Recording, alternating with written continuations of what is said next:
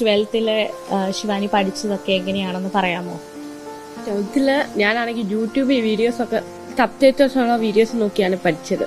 പിന്നെ നോട്ട്സും ടീച്ചേഴ്സൊക്കെ നോട്ട്സ് തരുമായിരുന്നു. പിന്നെ ഒത്തിരി ക്വസ്റ്റ്യൻ പേപ്പേഴ്സൊക്കെ വർക്കൗട്ട് ചെയ്യുമായിരുന്നു. ഇത്രയും മാർക്ക് കിട്ടുമെന്ന് എക്സ്പെക്ട് ചെയ്തിരുന്നോ 12th? ഇല്ല കിട്ടുമെന്ന് ഞാൻ വിചാരിച്ചില്ല. പക്ഷെ മാർക്ക് കിട്ടിയപ്പോൾ ഞാൻ ഭയങ്കര ഹാപ്പിയായിരുന്നു. ശിവാനിയോട് ഈ ചോദ്യങ്ങൾ ചോദിക്കുന്നത് സ്വന്തം അമ്മയാണ്. 100% കേൾവിശക്തിയില്ലാത്ത ശിവാനി അമ്മയുടെ ചുണ്ടനക്കം മനസ്സിലാക്കിയാണ് മറുപടി നൽകുന്നത്. ശബ്ദത്തിന്റെ ലോകം അന്യമാണെങ്കിലും സാധാരണ കുട്ടികളോടൊപ്പം ക്ലാസ് മുറിയിലിരുന്ന് പഠിച്ച് 12ാം ക്ലാസ്സിൽ 96% മാർക്കോടെ വിജയിച്ചതിന്റെ ആഹ്ലാദത്തിലാണ് പത്തനംതിട്ട റാന്നി കരികുളം സ്വദേശിനി ശിവാനി.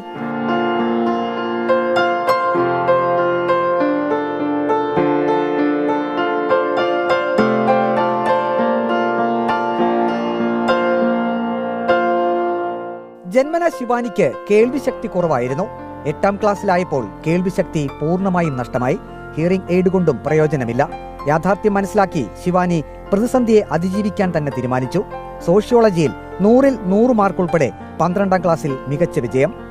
ശിവാനി ഇപ്പൊ ക്ലാസ്സിൽ ഇരിക്കുമ്പോ ബാക്കി നിന്റെ ക്ലാസ്മേറ്റ്സ് എല്ലാവരും അവര് നന്നായിട്ട് എല്ലാം കേട്ട് മനസ്സിലാക്കി പഠിക്കുന്നവരല്ലേ. അപ്പൊ ആ സമയത്ത് എന്താ ശിവാനിയുടെ മൈൻഡിലൂടെ പോകുന്നത് എന്നിവർക്കൊന്ന് പറഞ്ഞു കൊടുത്തേ. അവർ എല്ലാവരും നന്നായിട്ട് പഠിക്കുന്ന പിള്ളേരാ. അപ്പം എനിക്ക് ഭയങ്കര ആഗ്രഹം ഉണ്ടായിരുന്നു അവരുടെ അടുത്ത് അത്രയും മാർക്ക് വേണം എന്ന് എനിക്ക്. പക്ഷെ ഞാൻ അതുപോലെ ഒത്തിരി വർക്ക് ചെയ്തു. എനിക്കിത്ര മാർക്ക് കിട്ടിയപ്പം എല്ലാവരും ഭയങ്കര ഹാപ്പിയാണ്. എന്റെ ക്ലാസ്മേറ്റ്സ് എല്ലാവരും ഭയങ്കര ഹാപ്പിയാണ്. അവര് ക്ലാസ്സിലിരുന്ന് അവരെല്ലാം കേൾക്കുന്നില്ലേ? അപ്പൊ ശിവാനി കേൾക്കാതിരിക്കുമ്പോ ശിവാനിക്ക് എന്താ ആ സമയത്ത് മനസ്സിൽ തോന്നുന്നത്? പക്ഷെ എനിക്ക് വിഷമമൊക്കെ ഉണ്ടായിട്ടുണ്ട്. പക്ഷെ എനിക്കറിയാമായിരുന്നു എന്താ നമ്മൾ ഒത്തിരി കഷ്ടപ്പെട്ട് പഠിച്ചാൽ നല്ല മാർക്ക് കിട്ടും. അപ്പൊ നമുക്കൊരു ക്യൂരിയസ് കാണും. എന്താ വെച്ചാൽ അവര് അത്രയും കേട്ട് പഠിച്ചു, അവർ ഇത്രയും മാർക്ക് മേടിക്കുന്നു. എനിക്ക് വിഷമം ഉണ്ടായിട്ടുണ്ട്. പക്ഷെ കുഴപ്പമൊന്നും ഇല്ലായിരുന്നു. ഞാൻ മാനേജ് ചെയ്തു. ഭാവിയിൽ രാജ്യത്തിന് പുറത്ത് ഇന്ത്യയെ പ്രതിനിധീകരിക്കണമെന്നാണ് ശിവാനിയുടെ ആഗ്രഹം. IFS-കാരിയാകണം.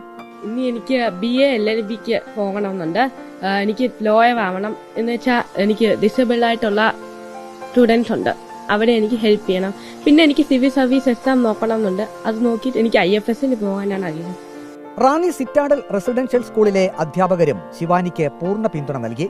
100% കേൾവിശക്തിയില്ലല്ലോ എന്ന് കരുതി സ്വന്തം ലോകത്തൊതുങ്ങിക്കൂടാൻ ശിവാനി തയ്യാറല്ല. തന്റെ ലക്ഷ്യം വെട്ടിപ്പിടിക്കും. പൂർണ്ണ പിന്തുണയുമായി അച്ഛൻ രഞ്ജു ശ്രീറാമും അമ്മ ശരണ്യയുമുണ്ട്. ഈ എക്സാമിന്റെ ടൈം ആയപ്പോൾ ശരിക്കും പറഞ്ഞാൽ അവൾക്ക് ഭയങ്കര സ്ട്രെസ്സായിരുന്നു. കുറേ അവള് ശരിക്കും ഹാർഡ് വർക്ക് ചെയ്തിട്ടുണ്ട്. അതായത് ഉറക്കം അതുപോലെ കുറവായിരുന്നു. ഒരു 4 മണിക്കൂറൊക്കെ ഉറക്കം ലിമിറ്റ് ചെയ്തിട്ട് ബാക്കി ഫുൾ സമയം അവൾ പഠിത്തത്തിന് വേണ്ടി ഡെഡിക്കേറ്റ് ചെയ്തു.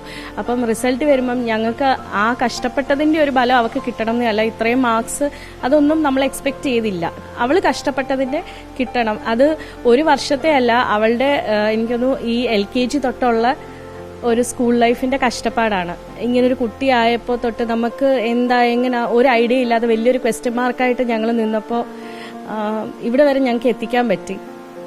അത് മറ്റുള്ള കുട്ടികൾക്കായാലും പേരൻസിനായാലും ഇപ്പം നമ്മൾ ഒരു ഡിസബിലിറ്റി എന്ന് പറയുന്നത് അത് നമുക്ക് എന്തായാലും ദൈവം തന്നു. നമുക്ക് ആ കുട്ടീനെ നോക്കാൻ പറ്റും എന്നുള്ളൊരു ഉറപ്പ് ദൈവത്തിനുള്ളതുകൊണ്ടാണ് നമുക്ക് ആ കുട്ടീനെ തരുന്നത്. അപ്പോൾ അതിൽ നമ്മൾ വിഷമിച്ചിരിക്കാതെ നമുക്ക് എന്താണ് മുന്നോട്ട് ചെയ്യാൻ പറ്റുക എന്നുള്ളതിലാണ് കാര്യം ഇരിക്കുന്നത്. മഴയെ ഒരുപാട് ഇഷ്ടപ്പെടുന്ന ശിവാനി തന്റെ ആഗ്രഹങ്ങൾ യാഥാർത്ഥ്യമാക്കാനുള്ള ശ്രമത്തിലാണ്.